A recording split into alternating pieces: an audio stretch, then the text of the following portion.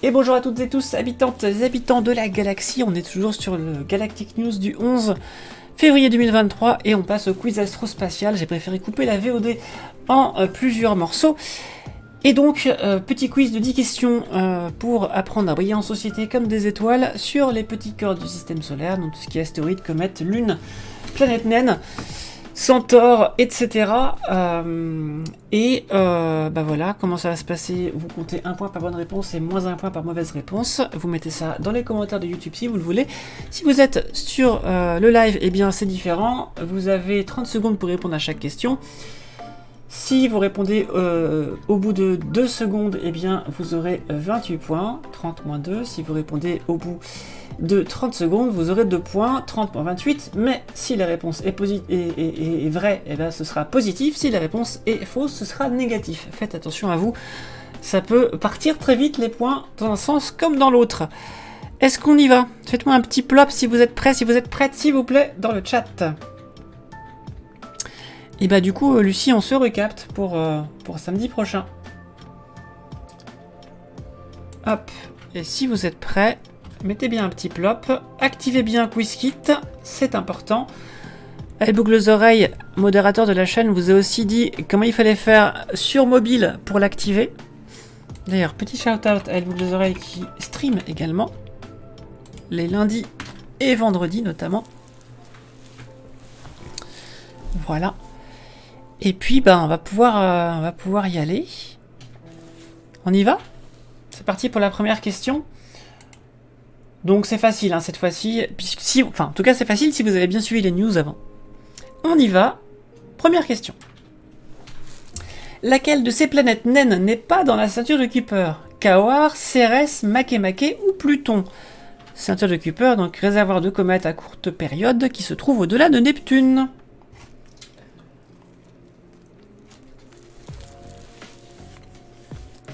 Il y a un intrus dans cette liste.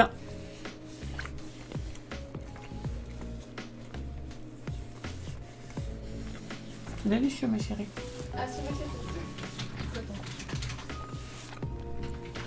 alors, Joannu, t'es sur PC ou t'es sur téléphone? Est-ce que tu vois le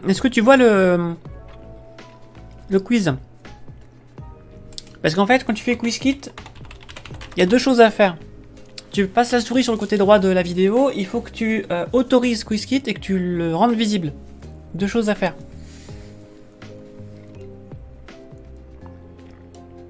Est-ce que quelqu'un peut coacher Joannu667 dans le chat, s'il vous plaît?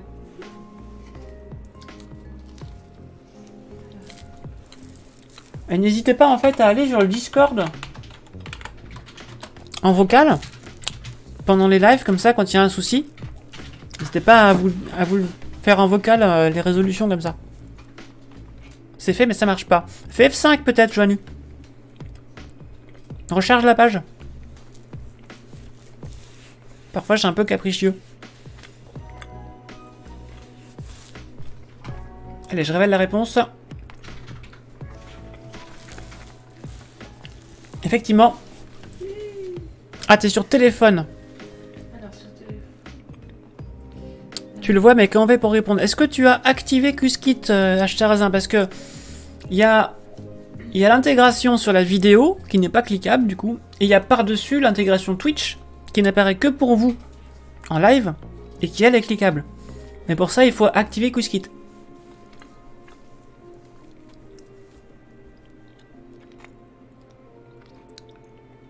Alors, est-ce que ça marche maintenant ou pas?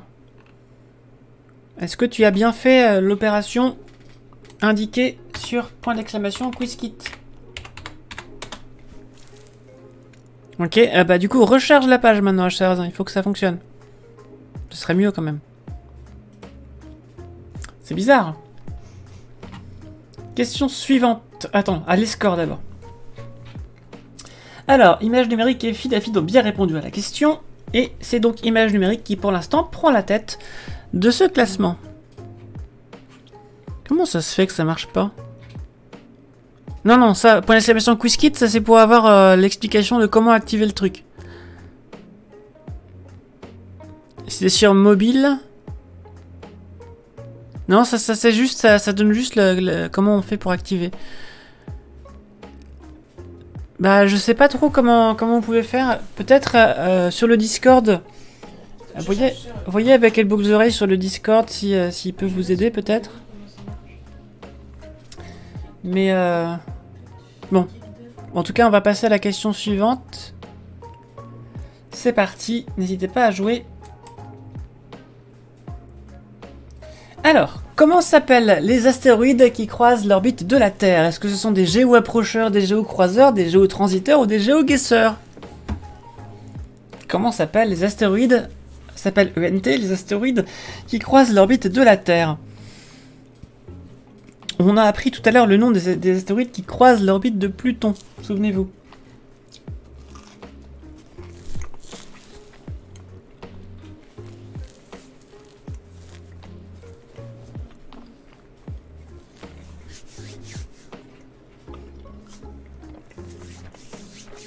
Pardon, je mastique. Alors, est-ce que vous savez comment ça s'appelle?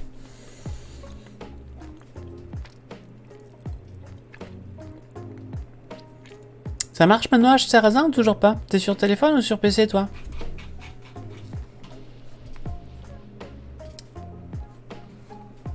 Et je révèle la question. C'était bien les géocroiseurs. Quand tu dis toujours rien pour toi, qu'est-ce que... Define rien. Define rien. Ouais, c'est bizarre. Normalement, c'est censé marcher. Après, je sais pas trop comment ça marche sur téléphone. Je sais pas si ça marche très bien sur téléphone. Bah écoute...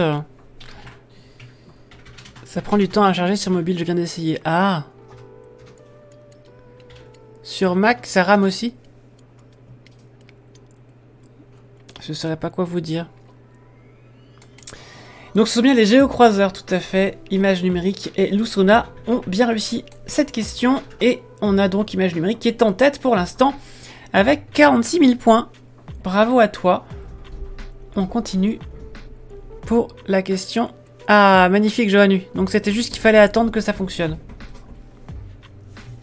Parfait. Quelqu'un qui va défoncer le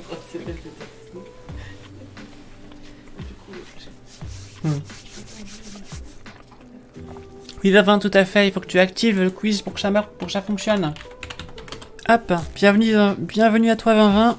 Si tu veux jouer, voilà les infos pour activer le truc. je crois que c'est 80. 20, ça fait 80, je pense. 20, ça fait 80, tout à fait. Octante. C'est vrai. Octante, c'est ton prénom? C'est joli, Octante, comme prénom. Peux-tu faire un short de « Excusez-moi, je mastique » Non! Allez, question suivante. Question numéro 3. Comment s'appelle la région en forme de cœur visible sur Pluton? Est-ce que c'est Balrog Macula? Est-ce que c'est Cthulhu Regio? Ou est-ce que c'est Tombo Regio? Ou est-ce que c'est Lowell Regio? Est-ce que vous vous souvenez de cette région sur Mars? Est-ce que vous vous en souvenez?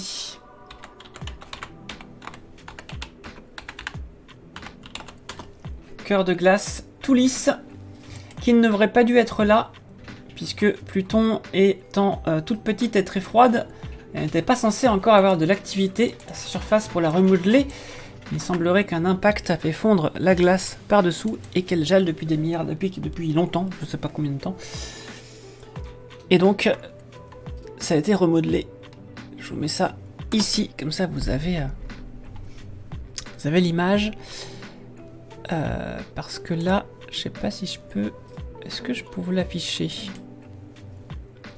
Attendez.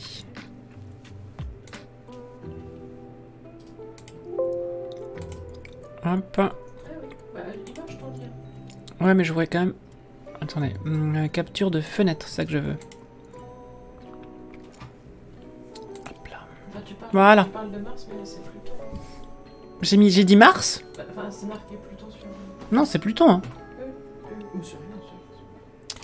Voilà, C'est bien. voilà donc la région ici qui s'appelle donc la région Tombaugh, du nom de son découvreur de Pluton, Clyde Tombaugh en 1930, sur les indications de Percival Lowell. Et toutes ces régions que je vous ai indiquées là existent sur Mars. Hein. On a Balrog Macula, alors je sais plus si c'est Balrog est à droite, la tache noire à droite là, et Cthulhu, la tache noire à gauche. Et Lowell Regio, ça va être en haut à gauche, si je ne me trompe pas. Je crois que c'est ça.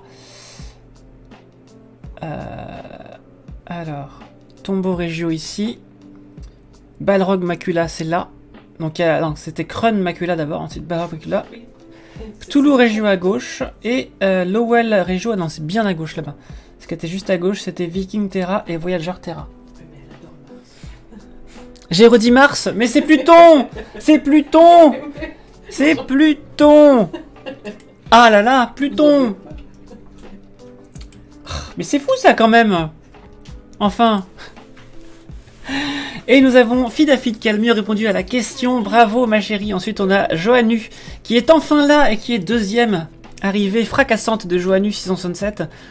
On a contestante 11 et contestante 21 qui n'ont pas dû se loguer sur Twitch pour jouer. Si vous le faites, ça va prendre une ou deux questions en général pour afficher votre nom. Et El Boucle d'Oreille qui s'est planté sur cette question-là. Tiens, ça alors. Tombaugh, ça. Est-ce que c'est parce que j'ai dit Mars? Ouais, ça a perturbé tout le monde. En vrai, tu l'avais dit, je me souviens, Galactic Games, c'était tombé. Ouais, c'est vrai. C'était tombé sur un Galactic Games avec Et un c'est ADO vrai, guesser. quand on parle de tombeau, c'était assez... C'est vrai. Ce tombeau sera votre tombeau.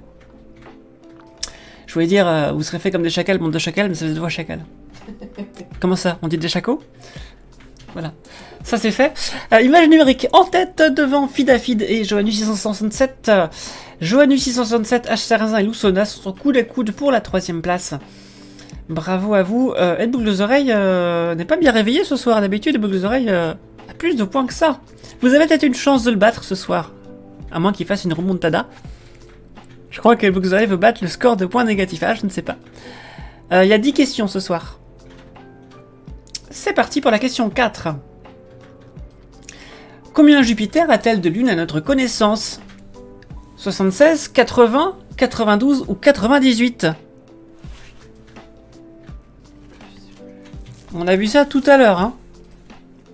Moi, je faisais à manger, c'était plus... On a trouvé 12 lunes de plus à Jupiter. Donc ce nombre inclut les 12 supplémentaires. J'ai fait un truc pour que tu l'enverras.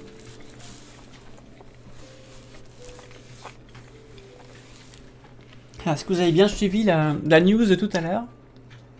Non. J'ai subrepticement donné la réponse pendant la news. J'attends que les connexions se fassent entre vos PC et le mien.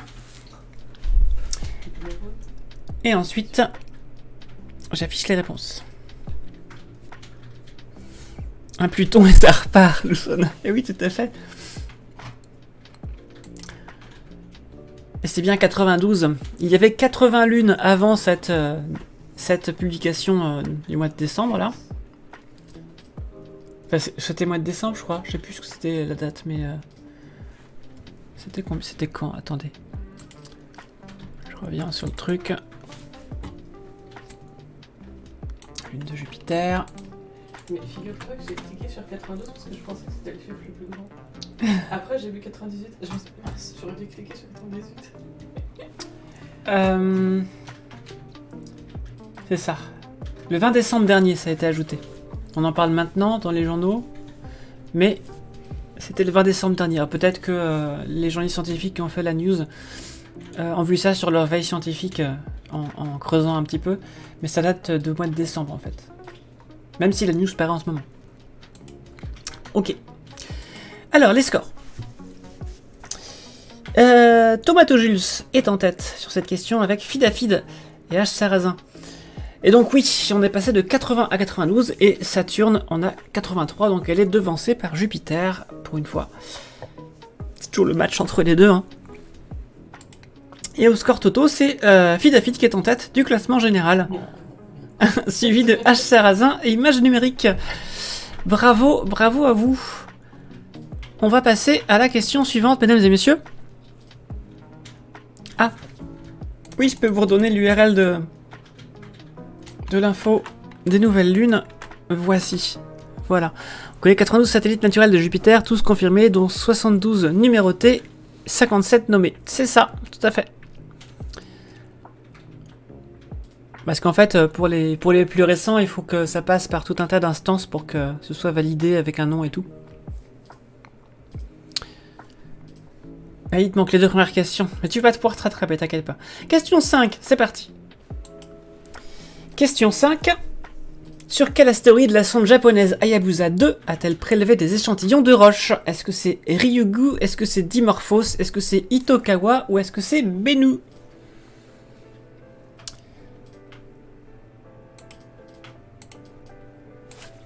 Hop. Hayabusa 2.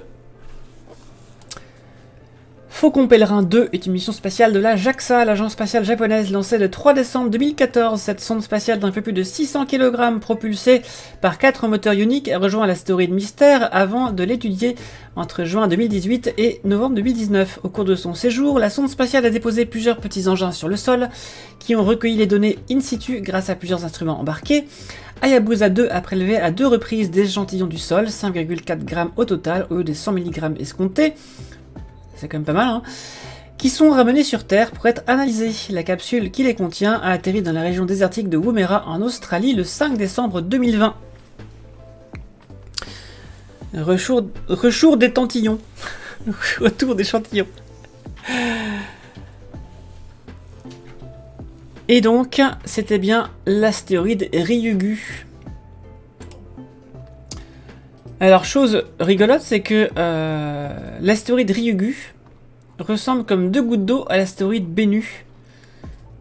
Voici l'astéroïde Ryugu. Voilà.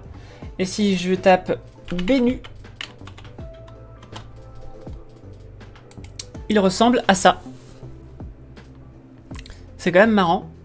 Ils ont la même tête, sauf que Bennu, c'était Osiris Rex, sonde de la NASA, qui est allé voir ce machin-là. Entre 2016 et 2018, à peu près au même moment.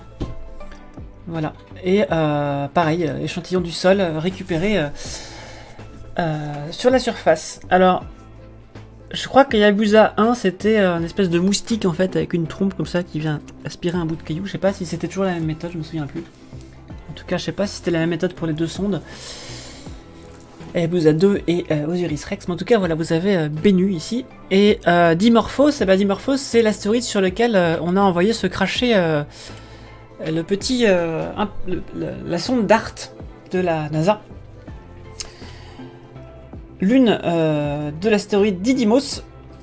Et on a comme ça changé sa trajectoire, on l'a fait ralentir un petit peu et du coup elle tourne moins vite maintenant autour de son astéroïde qu'avant. Et donc c'est à dire que maintenant on sait dévier des astéroïdes. Voilà, voilà. J'ai voté Bennu, j'ai un demi-point.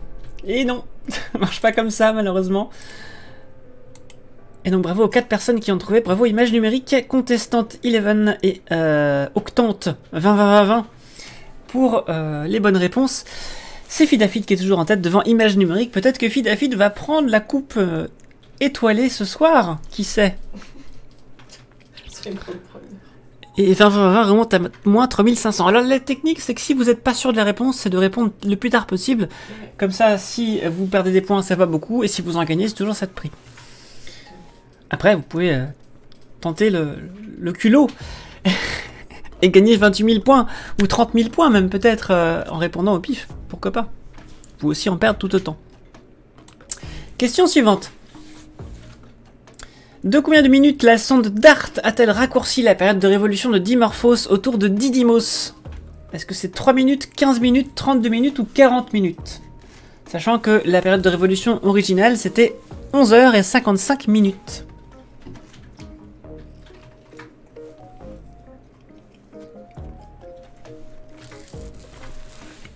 Ouais, c'est précis, ouais.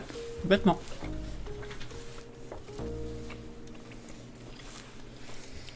Mhm.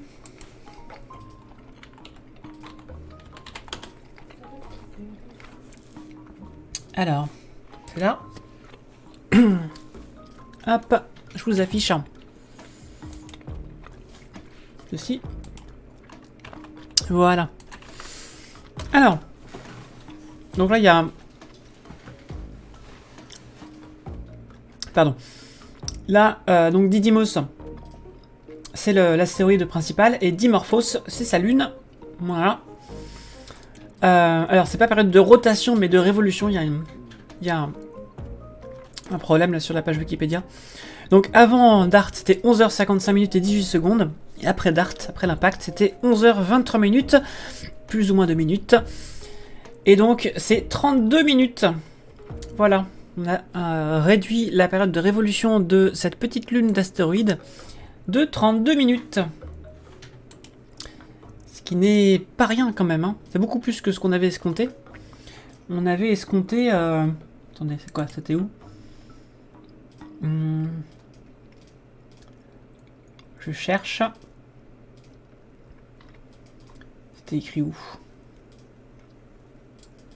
11h... je trouve plus. Je trouve plus où c'était. Voilà. On avait prévu 72 secondes.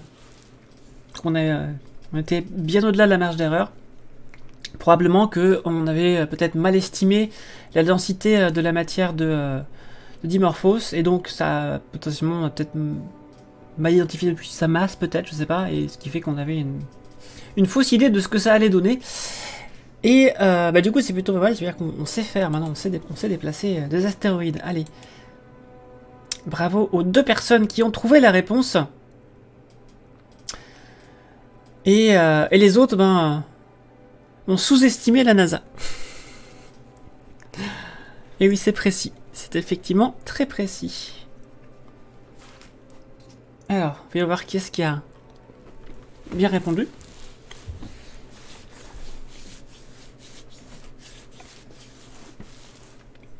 Alors, les scores.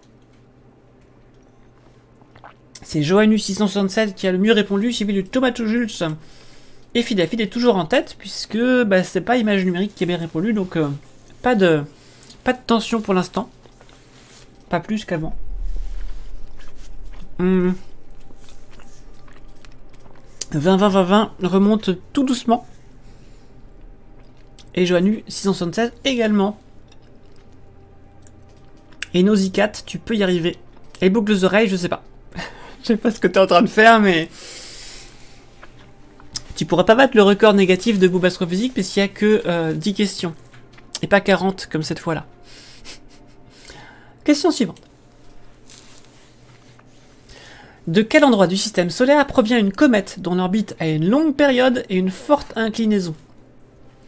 Quand je dis longue, c'est 50 000 ans. Hein. De la région des planètes géantes, de la ceinture d'astéroïdes, du nuage de Oort ou de la ceinture de Kuiper. S'il creuse, il va trouver de l'or. Ah, peut-être. Peut-être. Après, il faut le tamiser, il faut de l'eau liquide quand même. Pas oublier. Hein. Pas facile à trouver dans l'espace.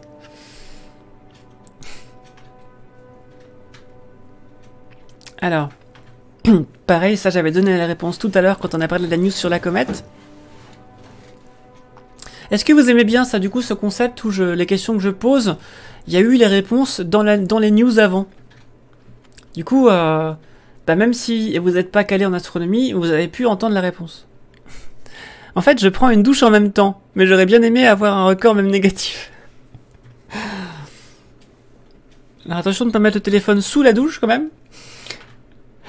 Et la réponse c'était le nuage de Oort. Et oui, la ceinture de Kuiper, ça se compte en quelques dizaines de milliards de kilomètres, la distance. Et le nuage de Oort c'est beaucoup plus loin, hein. Ça va être jusqu'à 1,5 années-lumière du Soleil, donc quasiment à mi-chemin entre le Soleil et Proxima du Centaure. Et la ceinture de Kuiper, du coup, ça s'est circularisé tout comme le reste du système solaire, donc ça fait un anneau en fait, sur le plan des planètes, et tandis que le nuage de Oort, ça s'est pas circularisé, c'est trop loin du Soleil, donc ça fait une bulle d'objets glacés, très éparse et très loin du Soleil.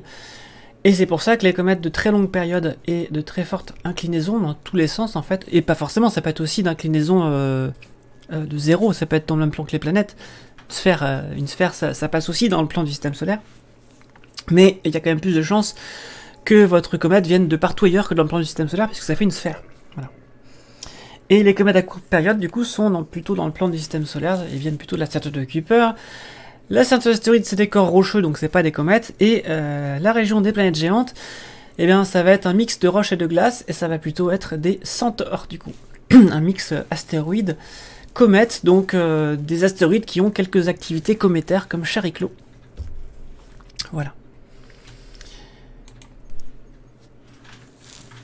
Alors, images numériques et 20-20-20-20 ont mieux répondu à cette question, suivi de Lusona. Et image numérique est passée en tête devant Lusona et Fidafid et contestante 11.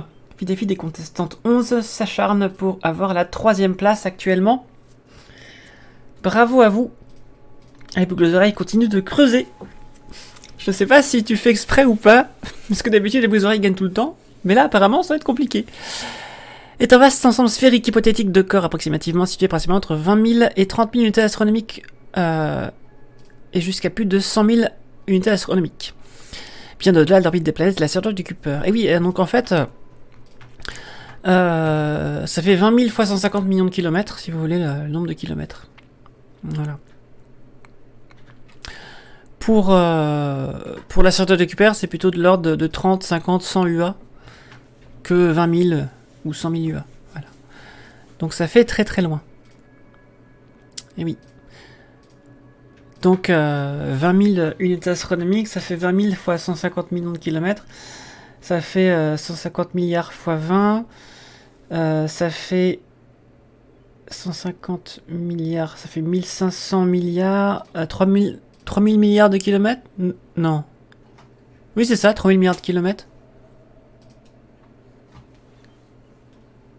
Ça fait, oui, c'est ça, 3000 milliards de kilomètres jusqu'à à peu près une année-lumière, quoi.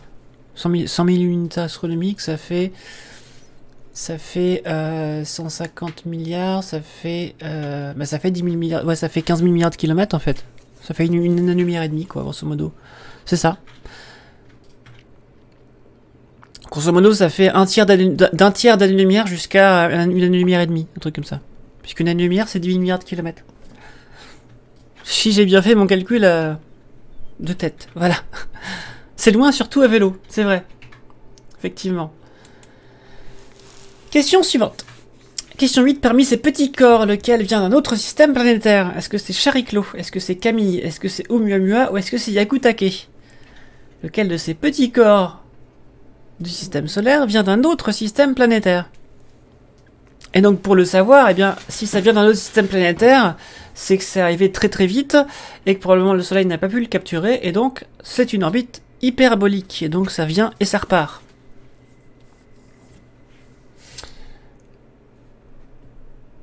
Alors, utiliser les kilomètres comme unité, c'est un peu ridicule à ce point-là, c'est vrai, mais c'est important de faire la traduction pour les gens qui connaissent pas trop l'astronomie, justement pour se rendre compte que c'est ridicule comme distance, et aussi pour pouvoir se raccrocher à, malgré tout à une unité qu'on connaît déjà, même si quand on rajoute beaucoup de zéros, de toute façon, ça veut plus dire grand-chose pour le cerveau humain. Qu'on soit astronome ou pas. Hein. 1 kilomètre à pied, ça use, alors 3000 milliards de kilomètres, tu m'étonnes. Tu m'étonnes, tiens-nous.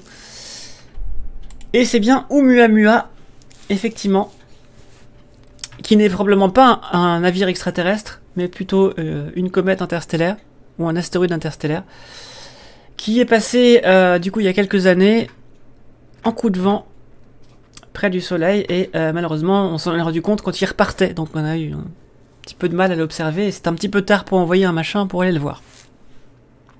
Chariclo est un centaure, donc ça je viens de le dire. Hyakutake, c'est une comète, 97 je crois, il est passé.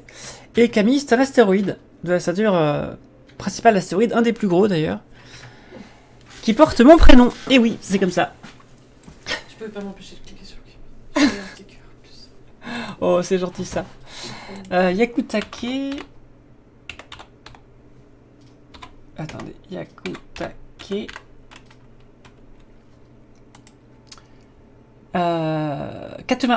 1996.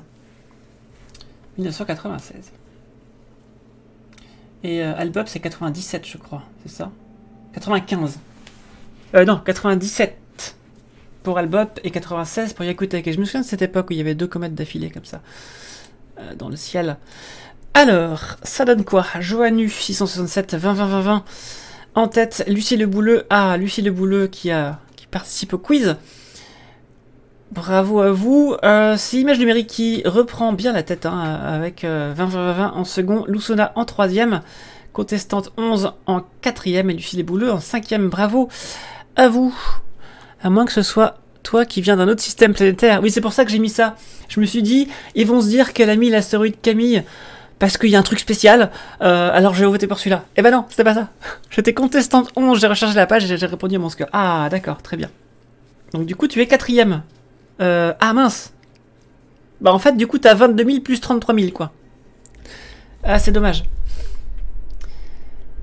Mais je tiendrai compte de ce détail pour le calcul de la coupe étoilée. Voilà, la coupe étoilée, c'est la personne qui a gagné au dernier quiz. Question numéro 9. Comment s'appelait la comète qui s'est écrasée sur Jupiter, alors sur entre guillemets parce que Jupiter est une planète de gaz, entre le 16 et le 22 juillet 1994? Est-ce que c'était D93F de Schumacher-Levy? Est-ce que c'était 7P Pons-Winnecke? Est-ce que c'était 109P Swift-Total ou 67P Churyumov-Gerasimenko? T'as un score de Schrödinger, exactement. Alors. Est-ce que vous vous souvenez, pour les plus vieux et les plus vieilles d'entre vous, de cette fameuse comète qui s'est écrasée sur Jupiter? D'abord disloquée en 23 morceaux par les forces de marée, parce qu'elle est passée en deçà de la limite de Roche la concernant. Et est-ce que vous vous souvenez du faiseur de chaussures? Eh oui, Schumacher-Levy 9 ou D93 F2 Schumacher-Levy. Schumacher-Levy 9 parce que c'est la 9e découverte par ces deux personnes. Et D93 F2, c'est le nom officiel dans le catalogue des comètes. Voici les infos ici. Et donc là, vous allez avoir sur cette image-là le destin funeste de la comète. Vous voyez, découpé en 23 morceaux, qui sont tombés sur une latitude, sur toute une latitude de Jupiter. Et ça a fait des gros impacts avec des réactions chimiques dans les nuages de Jupiter, puisque je rappelle, il n'y a pas de sol sur Jupiter. Si vous allez sur Jupiter, vous allez tomber d'abord dans une atmosphère assez transparente, avec des nuages d'ammoniac, une atmosphère d'hydrogène, d'hélium et des nuages d'ammoniac et de méthane, je crois. Et puis quand vous allez plus profondément, vous allez petit à petit tomber dans un univers un peu plus visqueux jusqu'à tomber dans un océan carrément liquide d'hydrogène métallique. Voilà. Avec aucune transition claire entre les deux. Enfin, aucune rupture entre les deux en fait. Voilà. Donc ne vous posez pas sur Jupiter, vous êtes écrasé par la pression. Et en plus de ça, eh bien, Jupiter il y a une plus forte gravité que la Terre. Beaucoup plus difficile de repartir. Il y a une vidéo de balade mentale qui décrit une chute sur Jupiter. N'hésite pas à la mettre dans le chat, image numérique. Je crois que j'ai dû la voir, mais j'aime beaucoup balade mentale. J'aime bien ces vidéos. C'est Théo... je me souviens plus comment il s'appelle. Théo quelque chose. C'est ça? Parce qu'il y a balade mentale. Il y a un autre truc qui ressemble. C'est pas... Je sais plus. Théo Drieux, c'est ça. Théo Drieux, balade mentale.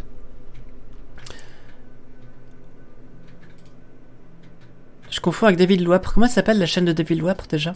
Je me souviens plus. Comment il s'appelle la chaîne? Non mais hygiène mentale, oui, ça c'est Christophe Michel. Science étonnante. Je sais pas pourquoi je confonds science étonnante et balade mentale. Et puis il y a hygiène mentale aussi. Oui, vous pouvez mettre des URL dans le chat, oui, tout à fait. Je vous fais confiance. Alors, 20 images numériques, et bravo à vous pour cette réponse. Alors, est-ce que vous étiez là au moment où c'est arrivé? Je sais qu'il y avait des astronomateurs qui avaient pris des photos de Jupiter à ce moment-là, et qui avaient vu un flash lumineux, en fait, ou des flashs lumineux. 94, j'avais 10 ans, moi. J'avais 10 ans, et j'étais déjà passionné d'astronomie, vous voyez? Dites donc. 200K, moins 200K pour la boucle aux oreilles. Bravo! Image numérique à 116 000 points est en tête avec 20-20-20-20. Ensuite, c'est Lusona et Lucie Le Bouleux. Donc, Lucie Le Bouleux, j'imagine que tu es 3e en fait si on additionne tes deux scores. On va voir ce qu'il en sera à la dernière question. C'est parti. T'as suivi dans les magazines. D'accord. Comment s'appelle le processus formant les petits corps et planètes d'un système planétaire? Est-ce qu'on appelle ça l'accrétion, l'agrégation, l'agglomération ou l'accumulation?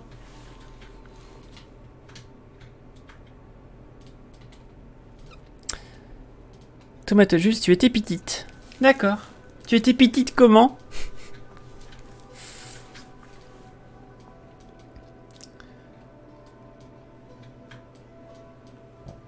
Tu te souviens de l'info mais pas du nom. Ah.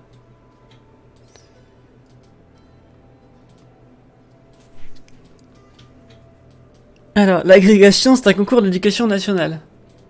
C'est vrai. C'est vrai, c'est vrai. Et comment s'appellent les petits corps de l'éducation nationale, du coup? Est-ce qu'il y a des éducateurs, des éducatrices géantes, des éducatrices naines, des éducatrices telluriques Je sais pas, j'essaie d'inventer des trucs, mais ça marche pas. Petite de 3 ans et demi. Ah oui, c'est vrai que c'était très petite, du coup. C'était Jupiter, du coup. La homette est tombée sur Jupiter. Ah, 20 ans pour Charazin. Du coup, t'avais vu l'info à ce moment-là, Charazin? T'avais regardé Jupiter à ce moment-là?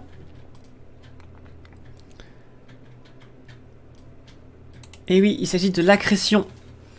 On parle d'un disque d'accrétion pour justement le disque de poussière qui est là justement au moment où ça se produit.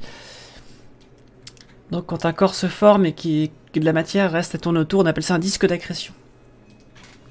Les anneaux, c'est plus générique, ça peut être aussi quelque chose qui s'est formé après. Mais un disque d'accrétion, c'est ce qui se passe quand le corps se forme, quand le soleil se forme. Donc il y a eu accrétion du soleil, et puis autour il reste un disque d'accrétion dans lequel il va y avoir l'accrétion de planétésimaux, puis l'accrétion de planètes. Alors, les premières petites briques qui se forment dans un disque d'accrétion, c'est pas la gravité qui les forme, c'est la force électrostatique qui fait que les petits grains vont s'attirer par l'électricité statique en fait.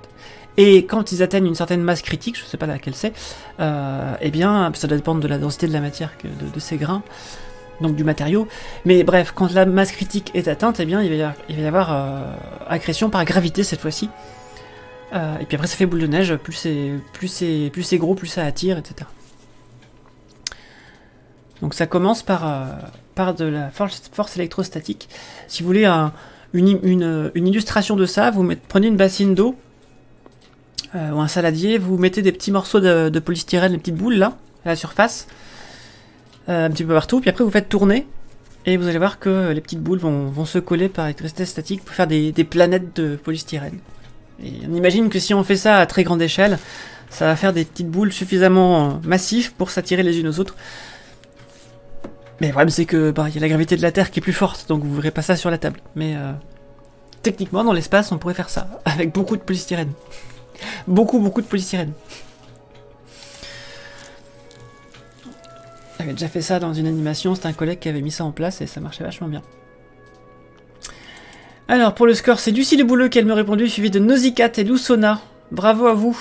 C'est Image Numérique qui remporte ce quiz, suivi de 20-20-20-20. Et alors, attendez, que je calcule ça 2 petites secondes. Hop. Alors. 1. J'ouvre Python pour faire le calcul, parce que j'ai la flemme de sortir une calculette. 49 564 plus 33 125, puisque Lucie Le Bouleux a 2 compte. Donc tu as 82 689 points, tu es deuxième, Lucie de Boulot. Bravo à toi.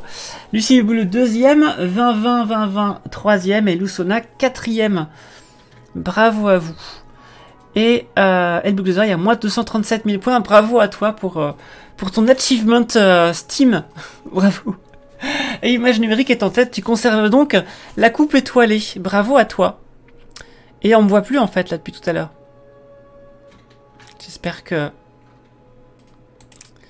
J'espère que ça n'a pas caché les réponses. On verra bien. Pas besoin de faire le calcul pour moi. Mais non, mais c'est très bien. Tu es deuxième. Voilà, c'est comme ça. J'espère que ce quiz vous a plu. On va passer à la troisième partie, nous, en live. Pour YouTube, et bien passer à la prochaine vidéo. Et je vous dis à bientôt.